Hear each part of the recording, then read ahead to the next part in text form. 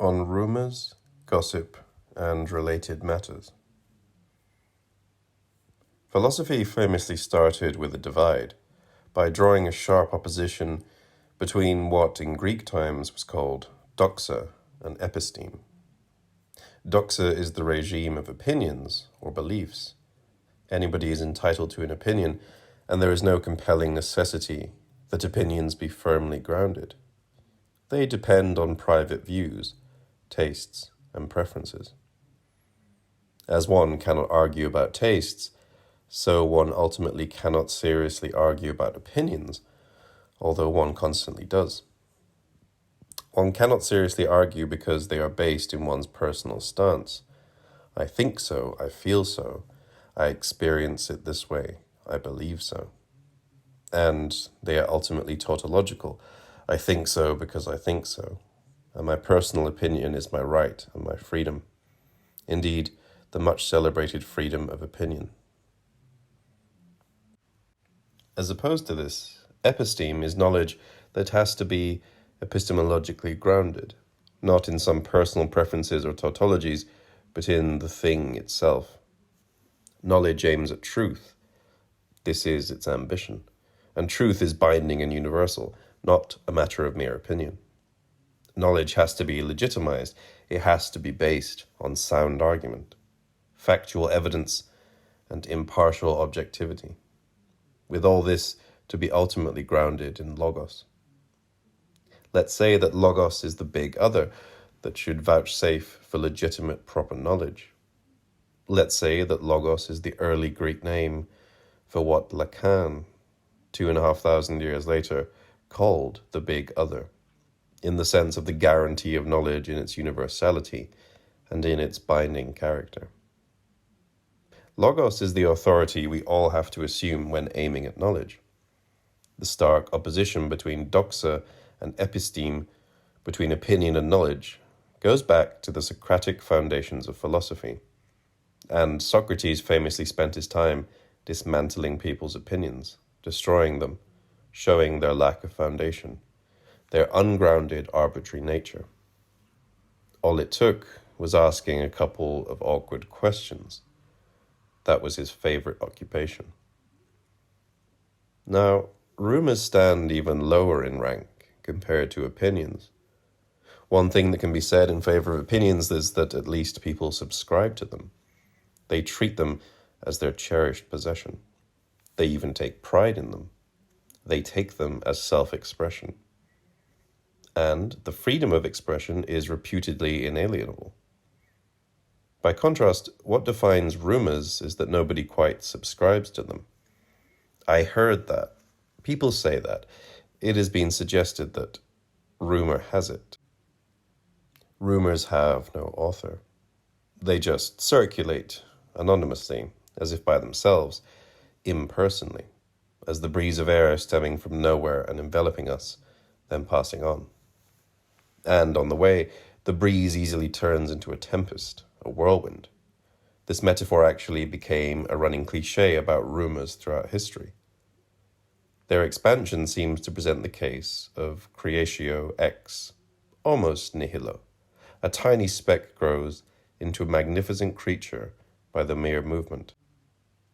There is no assignable origin of a rumor. One just hears it and passes it on as a relay, and it augments by being passed on. Of course, there are rumors that are intentionally invented and systematically spread. But they only function as rumors as long as they seemingly have no ascertained source. However, if rumors have no author, it doesn't follow that they have no authority. Quite the opposite. By being impersonal and anonymous, with no origin, they carry all the more an unfathomable, inscrutable, intractable authority. There is something like a mysterious conversion, a transubstantiation, that takes place with rumors. There is no proof, no origin, no author, no guarantee. But nevertheless, they are mystically transformed into a formidable force that is very hard, virtually impossible, to combat. Being without foundation, they nevertheless work with their efficiency standing in stark contrast to their lack of ground or support. Everybody knows that this is a mere rumour, based on thin air, but one cannot stop oneself from lending it an ear and allowing it to work.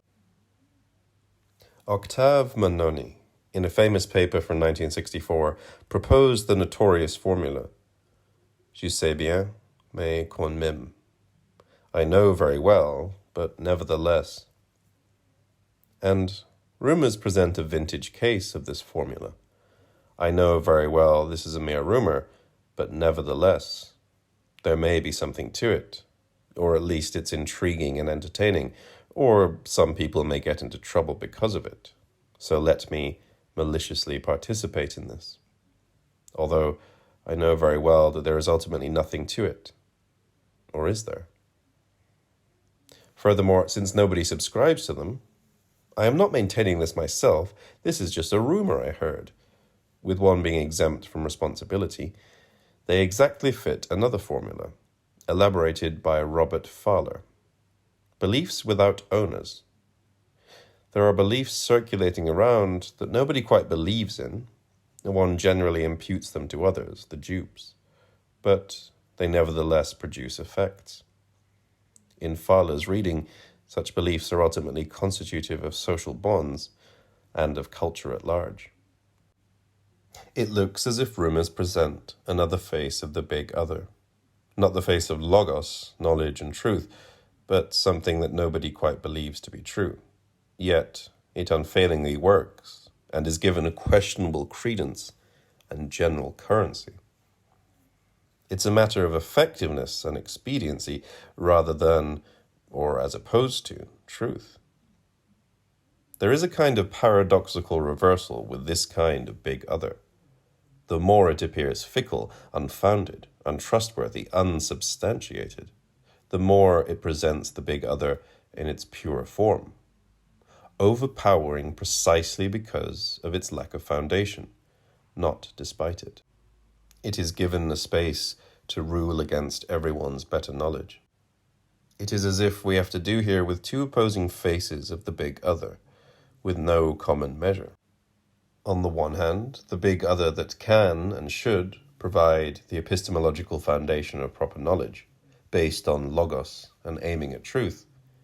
And on the other hand, another big other, based on nothing but hearsay, on the wind, but nevertheless standing fast and sticking.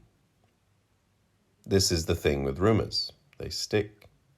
They stick whether one wants them to or not. They leave their mark, which seems to be ineffaceable. Yet despite the stark opposition between the two, could it be that the big other is a Janus-faced creature? Like Janus, the Roman double-faced deity, the god of boundaries and transitions, with the two faces inseparably grown together. Shall we say, the big other and its shadow, the big other and its double? Now, the career of Socrates was suspended in an iconic and exemplary way precisely between these two figures of the big other. For on the one hand, his principal ambition was to dismantle all unfounded opinions and firmly point them in the direction of the search for truth, the proper foundation of logos. But on the other hand, the rumours were his undoing, the lever of his fall, the origin of his trial, and ultimately of his death. When Socrates was standing in front of the Athenian tribunal in 399 BCE, this is what he said at the beginning of his defense. There have been many who have accused me to you for many years now, and none of their accusations are true. These I fear much more than I fear Anytus and his friends, the present and identifiable accusers. Those who spread the rumours, gentlemen, are my dangerous accusers. Moreover, these accusers are numerous and have been at it a long time. What is most absurd in all this is that one cannot even know or mention their names. Those who maliciously and slanderously persuaded you, all those are most difficult to deal with. One cannot bring one of them into court or refute him. One must simply fight with shadows, as it were, in making one's defense. and cross-examine when no one answers. Very well then. I must surely defend myself and attempt to uproot from your mind in so short a time the slander that has resided there so long. The situation is exemplary. Socrates, who fought false opinions and promoted the way to truth based on logos more than anyone else in history, to the point that he became the model and the beacon of this struggle. This same Socrates was powerless against the power of rumours that had been spreading against him for many years, rumours that had no basis whatsoever, yet resulted in the indictment, the trial, the sentence, and death. He could easily fight the visible opponents, but the ones he couldn't fight were the invisible ones who paved the way for the visible ones. It's like fighting shadows, but shadows won the day in the end. The other face of the big other, based on rumours, hearsay and slander, got the upper hand over its glorious face of logos, truth, and epistemology. It turns out that logos was helpless against rumours. The faceless anonymous avalanche won against the best of arguments. This is a vintage case. The other big other is more powerful than the official and celebrated one. Rumours, trivial and unfounded as they are, have the capacity to outwit logos, which seems to be no match for them. And even the wisest of men, according to the Delphic oracle, had to concede defeat. There is a Latin adage, Audactor calumniare semper aliquid heret. Slander boldly, something always sticks. Spread rumours audaciously, some of it will always fasten.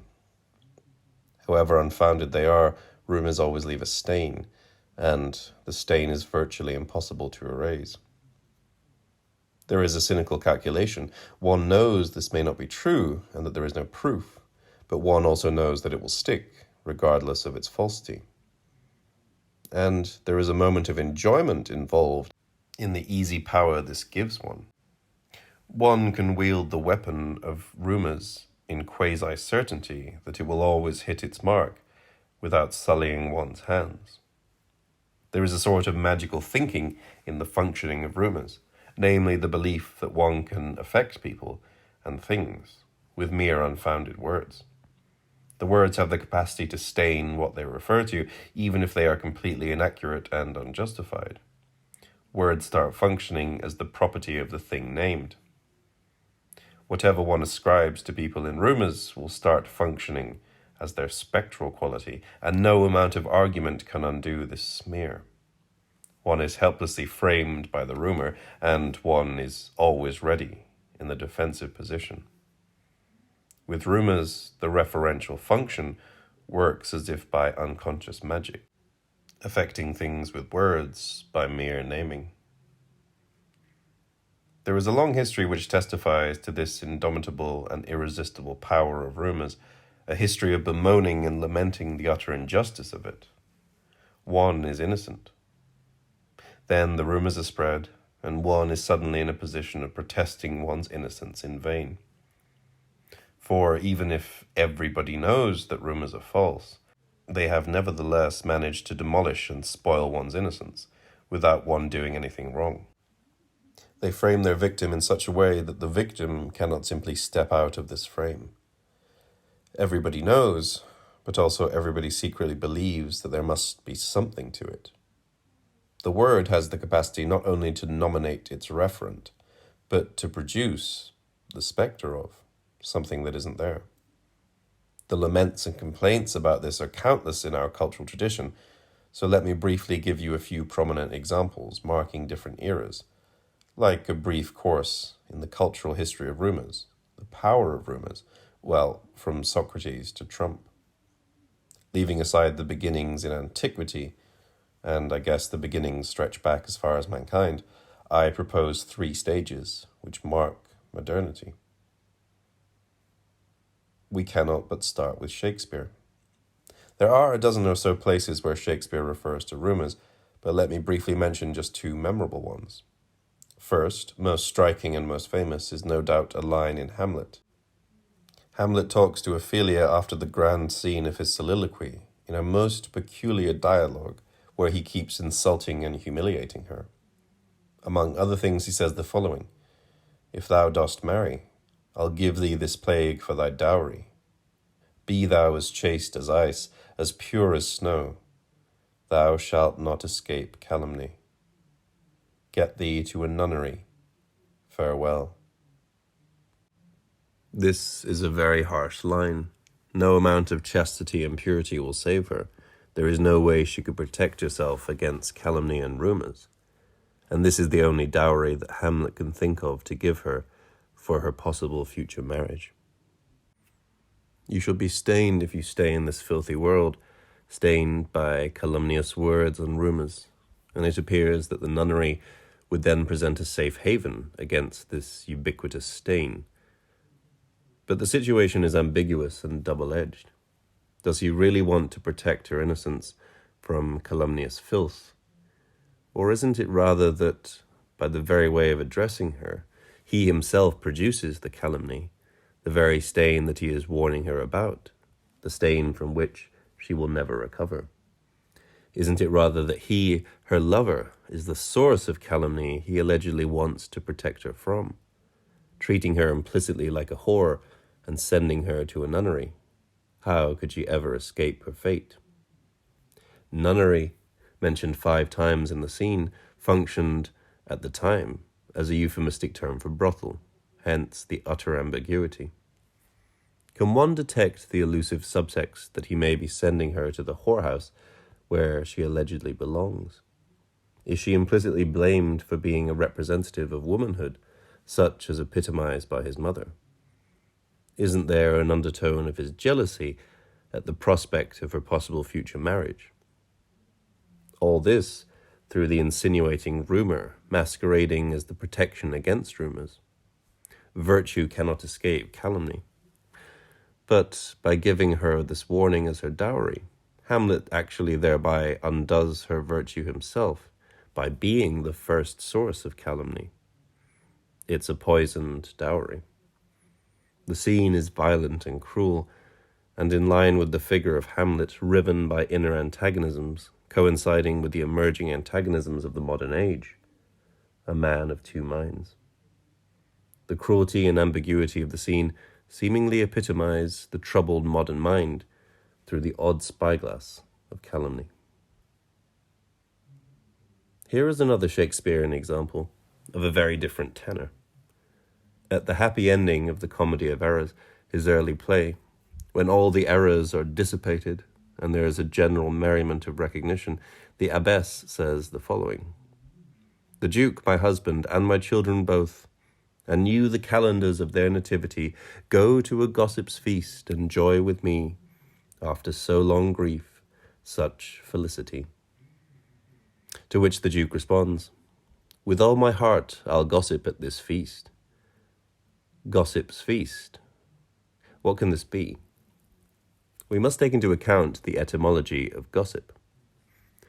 Old English godsib, sponsor, godparent, from god plus sib, relative, see sibling. Extended in Middle English to a familiar acquaintance, a friend, a neighbour, circa 1300. Especially to woman friends invited to attend a birth, later to anyone engaging in familiar or idle talk, 1560s. Since extended, 1811, to trifling talk, groundless rumour. So gossip refers to a company of people who are not related by blood. It refers to social networking beyond the immediate family ties. They form a spiritual community. And what else does this community consist of, at a minimum, but gossip? Gossip, the tie beyond blood, family, and social hierarchies, refers to the horizontal ties, propelled by the prospect of joy, indeed the feast of gossiping. But what appears here as partaking in the feast of a joyful community has the nasty tendency of sliding over into the other side of gossip.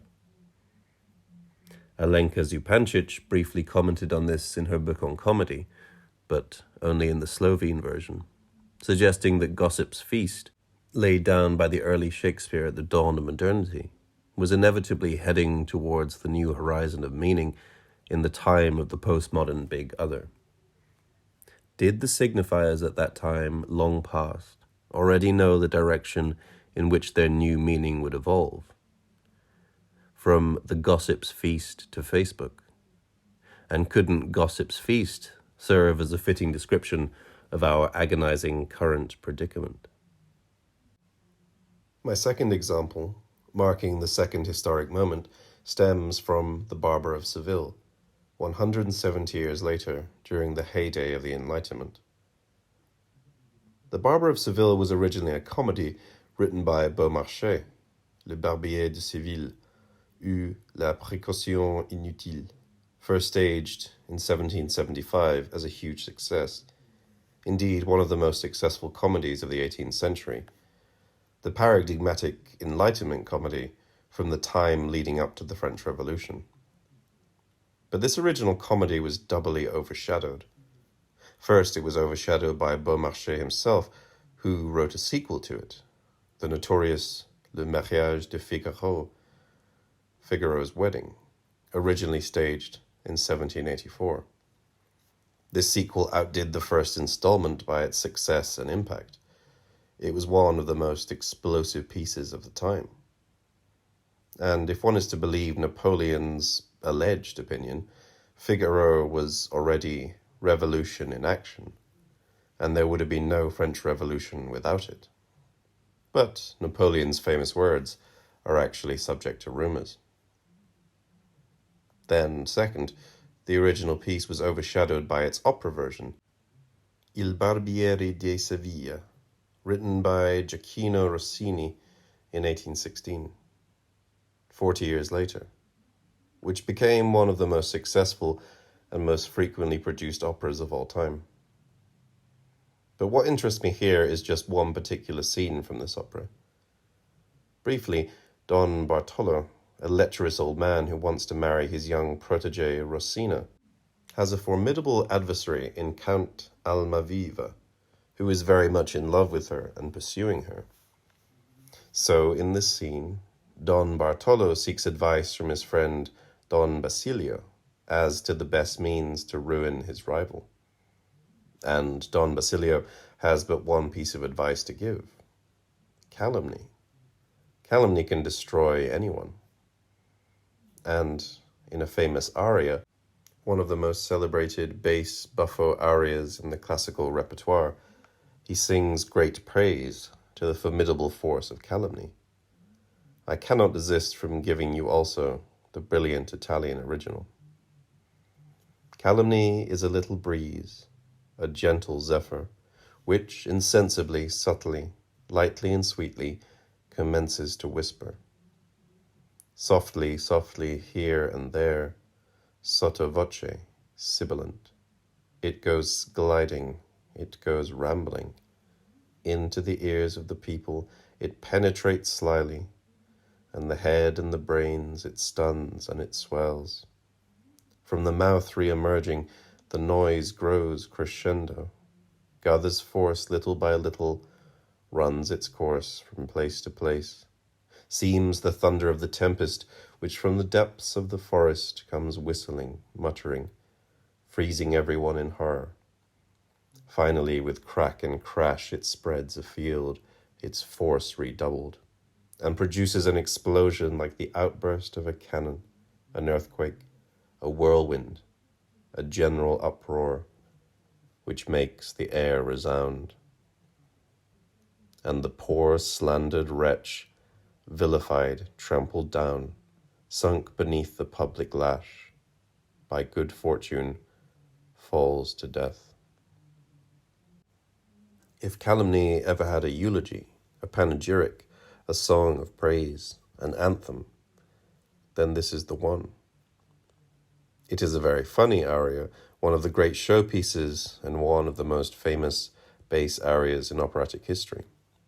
It starts with a gentle piano, then develops in a snowballing crescendo to an overwhelming fortissimo climax, come colpa di cannone, like the outburst of a cannon, and then ends gently, cheerfully and maliciously, enjoying the inevitable downfall of the poor victim, his death.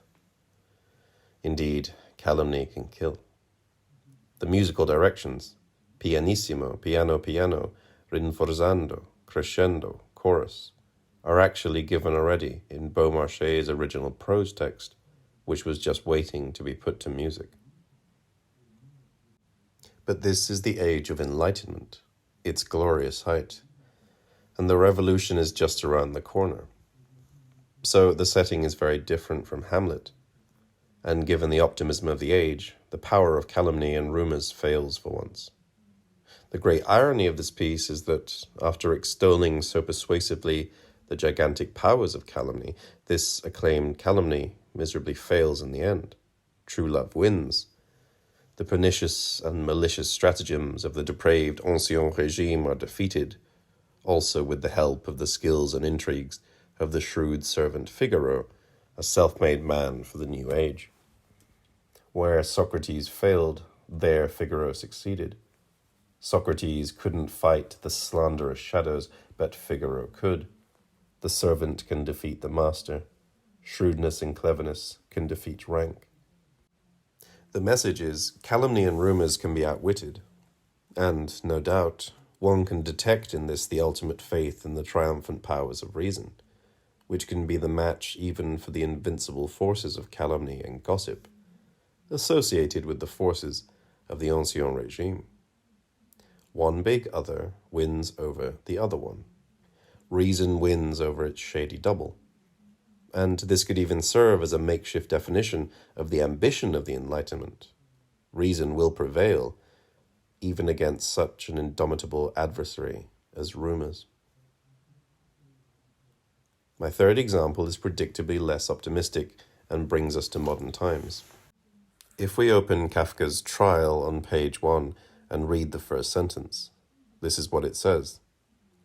Someone must have been spreading rumours about Joseph K. For one morning, without having done anything wrong, he was arrested. Jemand musste Joseph K. verleumdet haben. For verleumden, the dictionary gives to slander, to calumniate, to vilify, to defame, to denigrate, to malign, to backbite. This is one of the most famous opening sentences in the whole of world literature. So, in the beginning there was not the word, logos, as in the Bible, not the act, as with Faust. In the beginning there was a rumour. Here we have in a paradigmatic form the two versions of the big other. In the beginning there was logos, versus in the beginning there was a rumour, which is, to be sure, also a word, but emphatically not the word. Logos. Anything but. Two kinds of word face each other. In the beginning there was a word, but which word? Was it logos or rumour? One could propose a dialectical synthesis of the two. Rumour has it that in the beginning there was the word. Actually, if we look closer at the sentence, it already itself has this kind of structure. Someone must have been spreading rumours about Joseph K. The sentence doesn't maintain that there actually were rumours spread. Rumours are subject to inference, conjecture, surmise, hypothesis. One could propose the paraphrase, rumour has it that someone has been spreading rumours. There is something like a meta-rumour involved. The sentence, simple as it appears, turns out to be mind-boggling. Rumours, by definition, have no author. So there is an unspecified someone, jemand, who can never be brought to light and identified. It starts with a word coming from nowhere, yet overpowering. One could say that the situation of Joseph K. is somewhat analogous to that of Socrates. Socrates as well was the victim of rumours spreading anonymously for a long time, eventually resulting in the arrest, the charge, and the trial. But with Socrates, at least we know what the rumors were, or at least what the accusations against him were. Corruption of youth, disregard for the deities of the city, etc. The peculiar thing with Joseph K. is that we never learn what the allegations were, nor what he was charged with. Indeed, he was never even charged, and there was actually no trial, apart from one curious interrogation, with the title being a spectacular misnomer. Joseph K. never had an opportunity to present his apology before the court, like Socrates. But their separate fates come together in the end, at the point of execution. Socrates drinking the hemlock, and Joseph K. being slaughtered with a knife, like a dog. They were both killed in the end on the basis of something that started as a mere rumor. Slender cause, disastrous effects, or more aptly, slender cause. There is a stark discrepancy between cause and effect. With Kafka, we have the darkest version of rumors. They stand at the origin. They stand for the absent origin. They don't need to be specified, spelled out, substantiated in any way. This is just a rumor as such, in its purest form, and all one can say about it is that it was in some way directed against Joseph K. This is a rumor without content and without substance. Rumor schlechthin, rumor sans phrase. This is the pure other face of the big other. It doesn't need any content to work. It just works as an instigating moment, and it instigates a process. Indeed, der Prozess, which is unstoppable. What was a mere slander, a very slender slander, is magnified by the law, by the court, becoming a whirlwind against which there is no possible defense. How could one defend oneself if there is no charge? So if the shadowy side of the big other is overwhelming, then its first side, that of Logos, has apparently gone into hiding. The court is the institution which is supposed to be based on law and ultimately on Logos, the harbinger of Logos in chaotic social turmoil, the impartial big other to resolve any dispute. Yet the court is entirely taken hostage by the other side of Logos, hostage of rumors. It is a receding entity, massively omnipresent, but nowhere to be seen. Like the castle. Both the court and the castle are subject to rumors, emphatically so. The two sides of the big other have been amalgamated, not by some compromise or middle ground, but by one swallowing the other, the Logos part becoming the extension of its shadow, the shadow overshadowing its alleged origin. There is one more thing. The rumor, the calumny, the slander, die Verleumdung, which initiated it all, is mentioned only once, only in the first sentence. The novel never comes back to this, to the supposed origin of the trial. There are no clues whatsoever as to who this someone might have been. Moreover, there is something curious about this famous first sentence.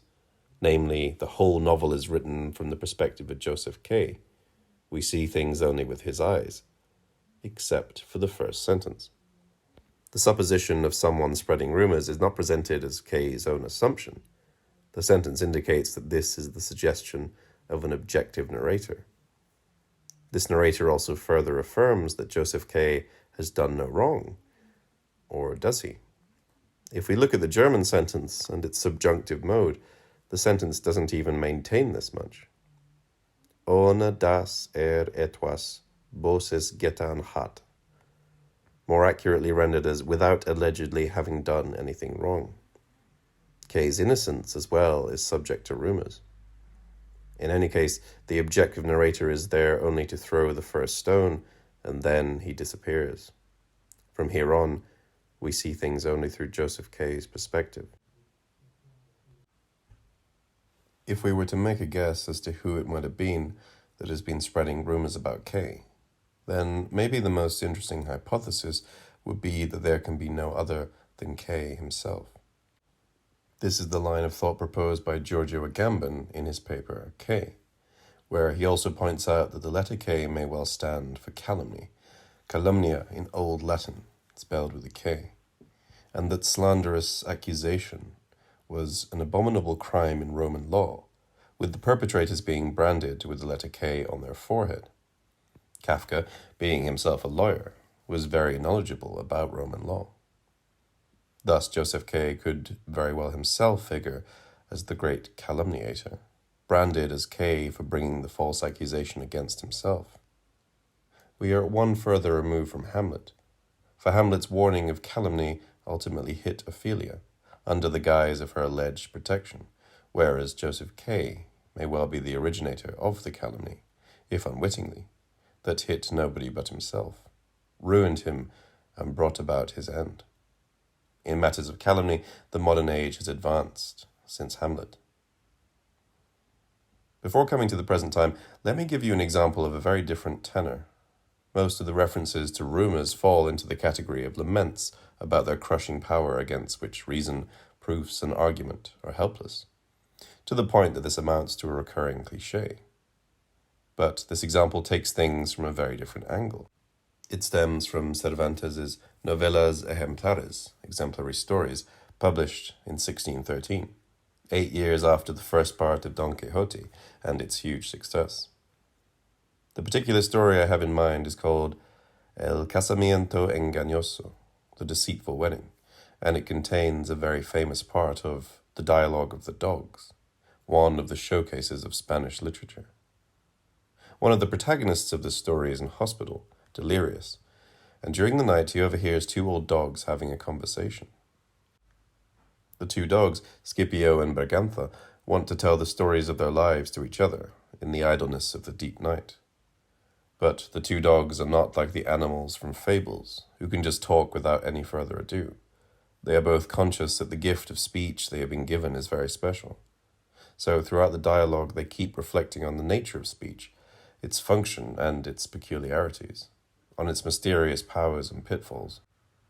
One dog, Bergantha, is telling the story of his life to the other, recounting the adventures of his dog's life and the troubles with his past masters, etc. But he cannot quite refrain from engaging in slander, gossip, and denigration. So he is constantly admonished and rebuked by the other dog to proceed carefully with this propensity of language.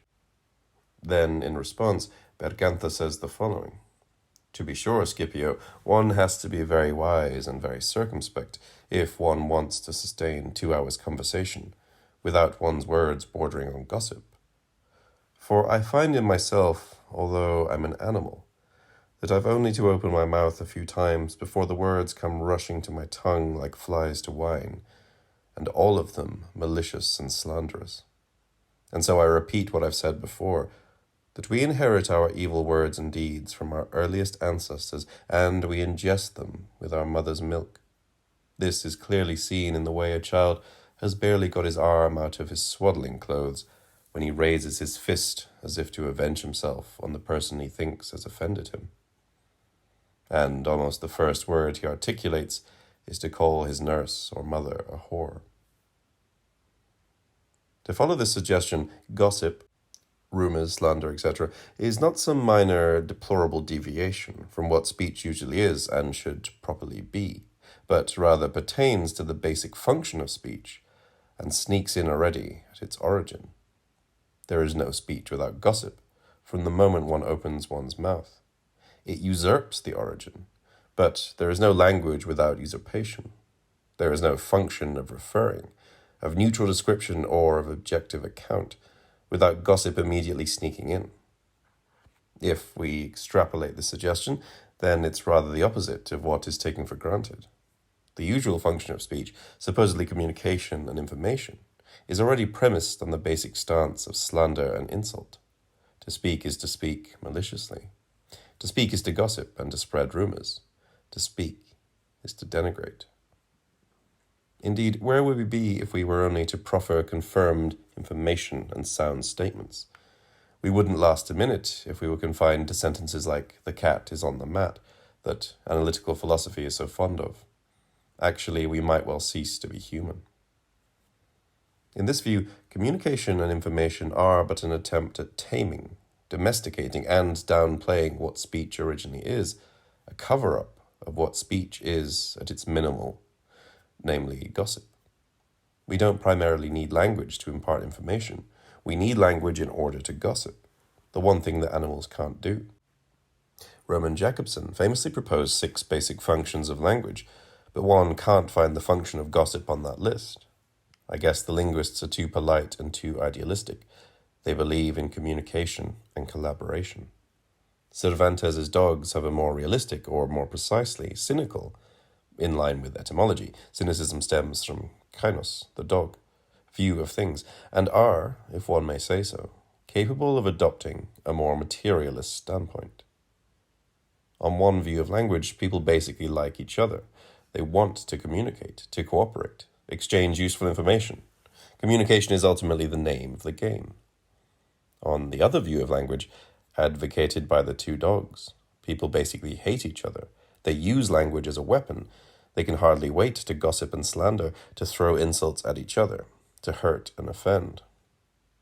So who to follow, Jakobson or Bergantha? The dog suggests that the evil words and deeds, malice and slander, come naturally. We ingest them with our mother's milk. They stem from our earliest ancestors, primeros padres. What undoubtedly lurks at the bottom of this is the idea of the original sin committed by Adam and Eve, whose progeny we are. We are all heirs to the fall, hence the propensity to slander. In the Slovene translation, there is an incredible footnote here helpfully pointing out that dogs, as animals, after all, do not stem from Adam and Eve, and are thus not prey to the fall. From this we can extrapolate a basic thesis, namely that the gift of language, which Cervantes's dogs so heatedly debate, is what constitutes the fall. Language and fall coincide. Language is our original sin, hence its natural and spontaneous propensity to gossip and calumny. Since it coincides with the original sin, it's not surprising that its basic function is to spread unfounded malicious rumors, and that one cannot speak for any length of time without this zero function coming to the surface, sneaking in, however much one tries to keep it at bay. No neutral communication, no neutral information, no language without gossip, ever since the fall, but the fall is language itself. There is no language without gossip, but nowhere more than in Slovenia. In Slovenian, there is this peculiarity that the word for rumours, grovarica, most often used in plural, grovarice, is the same as the word for language. So there is this speculative unity, but only in Slovenian, of the 2 sides, one word for both, language and rumour. In Slovenia, the gift of speech coincides with the gift of rumours, to the point that one cannot tell them apart. Other languages need metaphors, like voice, shouting, calling, hearing, whereas in Slovenian, language itself is the metaphor of rumours. Or is it the other way around? One should be careful to distinguish insults and gossip, which are amalgamated in the canine theory in the above quotation. Insults are launched at interlocutors, at the addresses of speech, like the infant calling his nurse or mother a whore. But gossip essentially concerns people who are absent. One cannot gossip about the interlocutor in his/her presence. Gossip is based on the community of speakers at the expense of the others who are absent, and can therefore be gossiped about. Gossip is insult at one remove, an insult that has disentangled itself from the immediacy of the speech situation and has been relegated to referring to the absent. Gossipers form a community based on exclusion, and the reference to the third parties, conveniently absent, provides the safety, the protection against exposure, and the glue that ties together the gossiping community. Perhaps the humanizing act is the transition of speech from insult to gossip, for it is only in gossip that language acquires the function of founding a community of speakers by the exclusion of some. Insults can still be taken as an extension of hostilities that animals launch at each other, but gossip appears as a specifically human function. Looking back at what I have been proposing all along, the 2 sides of the big other, its official and its shadowy side, the logos side and the Rumours side. We can see that, according to the canine theory of language, the shadow comes first, preceding what it is supposed to be the shadow of, or at least sneaking in immediately. Co-originary. There is no big other that wouldn't be contaminated by its shadow from the outset. The official other comes too late, trying to cover up the shadow that preceded it, but never quite managing. It tries to present it as a mere shadow in the first place, a deviation of logos, its unfortunate straying away, a contingent nuisance. It tries to protest its own innocence, putting all blame on its malicious counterpart. The two dogs themselves have a theory of philosophy and its relation to Rumours. Says Scipio in Warning to Bergantha, "Be careful, Bergantha, that this urge to philosophize which you say has come over you is not a temptation of the devil. For gossip has no subtler veil to soften and conceal its dissolute wickedness than for the gossip monger to claim that every word he utters contains the wisdom of a philosopher, that speaking ill of people is justifiable reproof, and exposing the defects of our fellows is a worthy and conscientious act. On this account, philosophy is a higher kind of gossip, gossip in disguise, pretending to be morally elevated and well-founded. The temptation of the devil, who, in the first place, lured Adam and Eve out of the Garden of Eden, is not merely to give in to gossip and its lures. There is an even greater temptation. The philosophical temptation, namely, to present gossip as philosophical wisdom, as logos itself, that has deceptively cut its umbilical cord with its gossipy origin, and can reign free in its seeming universality and ideas. The devil's temptation is to rationalize and legitimize Rumours, to purify them, rather than discard them as unworthy. Thus, philosophy is the devil's subtlest veil. The problem with logos is its unavowed and disavowed enjoyment in gossip and Rumours, its complicity with them, the impossibility to cut itself loose from them. Thus, the two sides of the big other, seemingly in stark opposition, with no common measure, are actually secretly bound together and tacitly support each other. To make an abrupt aside into Lacanian theory, shouldn't one here be reminded of the Lacanian adage that there is no other of the other? And given the share of enjoyment that gossip provides, and by which it is driven, couldn't one say that we have here an inherent link between two Lacanian adages? Ça parle, it speaks, and ça jouit et ça ne veut rien savoir. It enjoys and doesn't want to know. Isn't gossip precisely the mediator of the two? The it of rumour has it. There is a very strange psychoanalytic postscript to this story. One of the earliest documents we have about Freud's youthful development is the correspondence with his friend Eduard Silberstein. Silberstein was Freud's classmate in gymnasium and later a colleague at university. Their correspondence started in 1871, when Freud was 15, and spanned 10 years until 1881. This was a very close friendship and a very intense exchange, prefiguring Freud's later correspondence and close friendship with Wilhelm Fliess. The two young boys, who were already learning English, French, Latin, and Greek at school, decided to learn Spanish by themselves from a primer. They established an Academia Española with just 2 members, but with a seal and official documents, and decided to conduct a correspondence in Spanish for practice. This was clumsy Spanish with many mistakes, but they improved as they went along. The textbook they used contained, what else? A section from The Dialogue of Two Dogs. So they agreed to cast themselves in the role of the 2 dogs and sign their letters as Scipio, Freud, and Bergantha, Silberstein. This is a youthful correspondence involving everyday matters, discussing girls and first loves, Freud falling in love with a Gisela Fluss, and duly containing a fair amount of gossip in line with the spirit of the story. But gradually it moved to more serious topics of philosophy in their student days, We have there a testimonial of Freud's first engagement with philosophy, and, in a famous letter, he recounts his meeting with Franz Brentano, whose lectures he attended and who was his major influence in philosophy.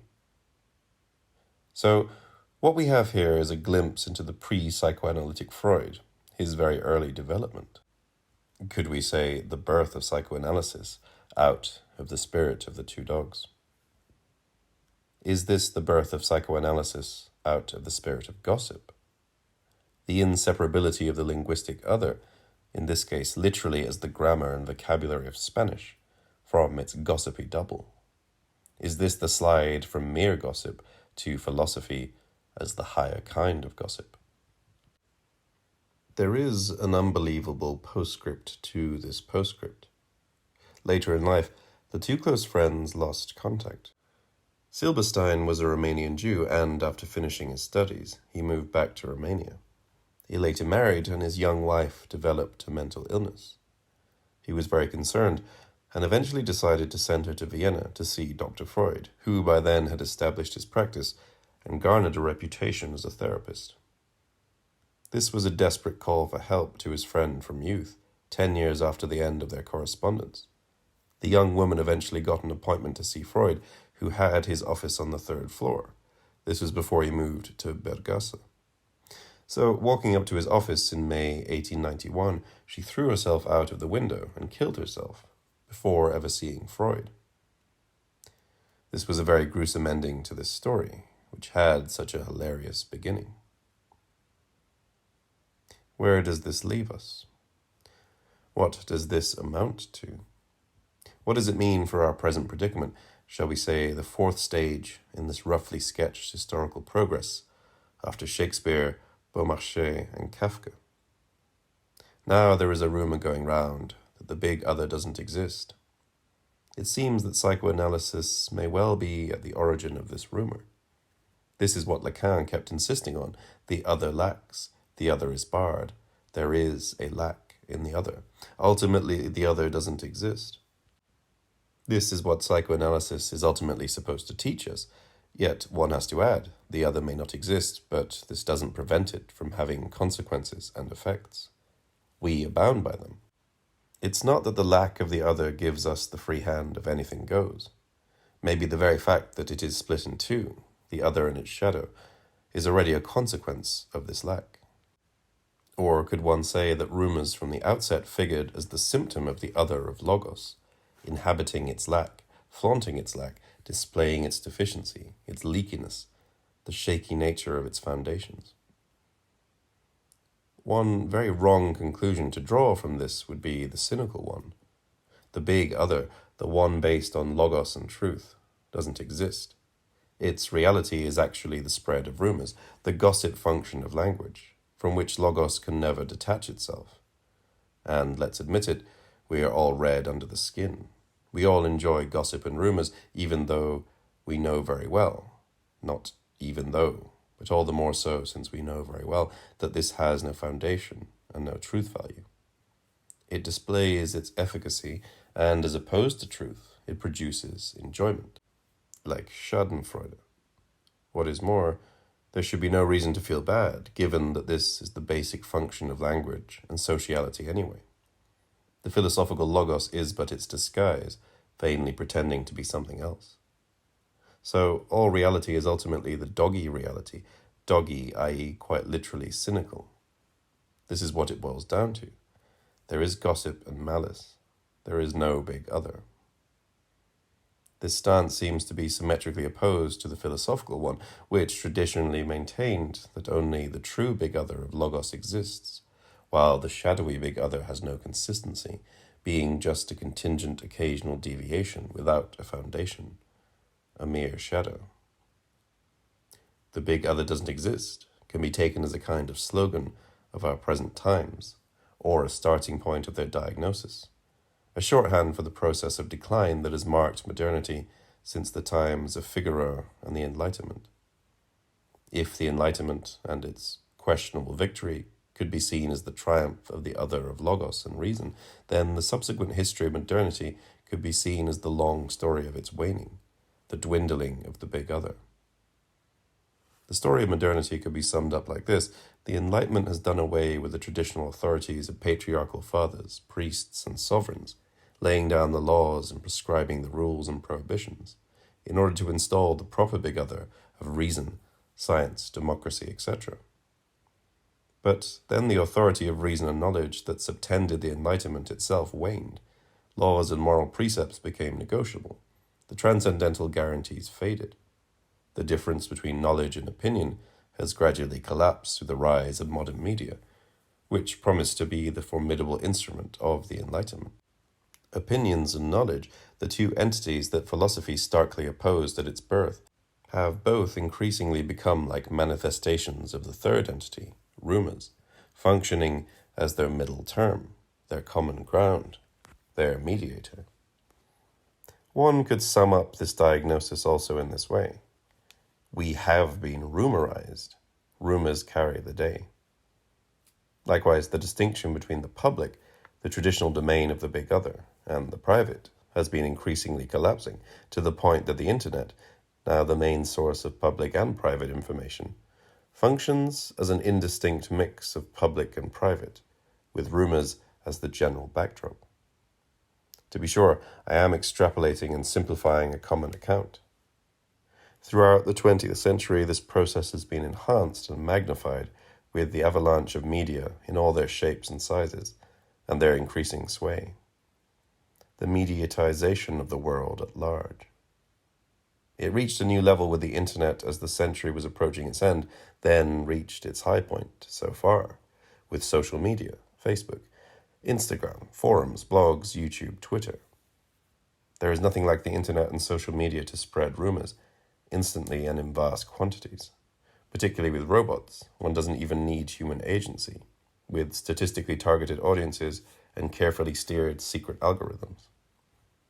The internet, in its short history, seems to have rapidly run the course from logos, with the initial utopian promise of instant and massive access to information, unparalleled in history, with the enormously facilitated communication, the prospect of emancipation and democratization, to the shadowy, calumnious other side of the big other, which seems, yet again, to be winning the day. In a remarkably short time, it accomplished the slide from Jacobson to Bergantha, from the optimism of a new instrument of the Enlightenment to the most efficient propagator of rumors and conspiracy plots. It went from logos to logo. It looks like a new avatar of Janus, with the two faces of communication, information, versus rumors, the latter again prevailing. With the internet and the social media, as opposed to newspapers and TV, where there used to be a neat line separating the audience from the public content, we are dealing with the collapse of the lines public-private, actor-spectator, producer-consumer, opinion-knowledge, rumor-information. It can never acquire the proper stamp of the big other. It rather consists in an infinite multiplicity of small others. But however big their sum total, they can never amount to the big other. This cumulative whirlwind, this escalating vortex in the press with the slide from Citizen Kane to Rupert Murdoch, from TV to the internet and Facebook, each next step adding an additional twist to the previous one, seems to be pointing in one single direction that could be summed up with this simple Lacanian shorthand. There is no big other. The big other doesn't exist. The big other lacks. Donald Trump, the loudest harbinger of this gospel, seems to be the biggest Lacanian around, for most of his pronouncements can be translated into a very simple adage, namely, there is no big other. The big other lacks. Any inconvenient facts or information are immediately relegated to unsubstantiated rumors. For any facts, there are alternative facts. Any lie can be sustained by thousands of other lies. Trump also seems to be the biggest Hegelian around. In a famous quip, when Hegel was criticized that facts contradicted his theory, he allegedly replied, so schlimmer für die Fakten, so much the worse for the facts. One can add that this famous adage itself is subject to rumors, since there is no source or proof. So now, what are we to do, at least those of us who are Lacanians and Hegelians? Having such a formidable, highly placed ally, such an enthusiastic supporter, seemingly practicing Hegel and Lacan on a daily basis. In conclusion, there is a final twist. The rumor about the demise of the big other as the mark of modern times may well be another piece of fake news. There is something wrong with this diagnosis, plausible as it seems. There is something amiss with this summing up of our predicament with the shorthand, there is no big other, it has collapsed. Maybe our predicament is far bigger, not that the big other has dwindled and lost all authority, but that it is alive and well, and has become intractable, perhaps more than ever. This is not the big other of logos, of the symbolic order, of knowledge, reason, science, etc., and also not the big other of the name of the Father, sovereignty, and the patriarchal order. The rumorization is not simply the victory of the shadowy side of the big other that has prevailed over its other side and brought about its demise. Neither is it simply the symptom of the absence of the other, its lack, but rather the symptom of its being repressed, or shall one say foreclosed, and put beyond reach. What we have to deal with is an unfathomable big other which inhabits our socio-economic order, sustaining its globalized power structure, the very framework of our capitalist universe. So that the more we lament that there is no big other anymore, the more powerful it seems to become. The more any particular other can be reduced to rumors, the more the big other rules supreme. The more it's flaunting its lack, the stronger it is. Here is how Alenka Zupančič lucidly put it. We are indeed dealing with a rather panicked conservation of the other as utterly inactive, but also as utterly uncompromised, intact, absolute. The symbolic order, which is principally our economic order, appears as a playground within which we are free to change anything we want, to play with different possibilities and endless variations. Yet we are utterly powerless in relation to the crucial parameters of this socio-economic structure itself. Thus, the deceptive adage, there is no big other, is the furthest away possible from what the Lacanian adage, the big other lacks, was after. The more we lament its demise, the stronger it is. And in order to shatter it, we would need to invent a strategy which would go beyond playing the one side of the big other against the other. Our task, if we take figures like Lacan and Hegel as our guides, is more difficult than ever. As to objective fictions, let me propose two theses. First, the big other is, always, an objective fiction. We, taught by psychoanalysis, know full well that the big other lacks and is sustained only by its fictitious character, gaining objective currency. And second, there is a shift whereby the adage that the big other lacks can function perfectly as an objective fiction, covering up the pernicious functioning of the big other in our times. The more it flaunts its lack, the stronger it is.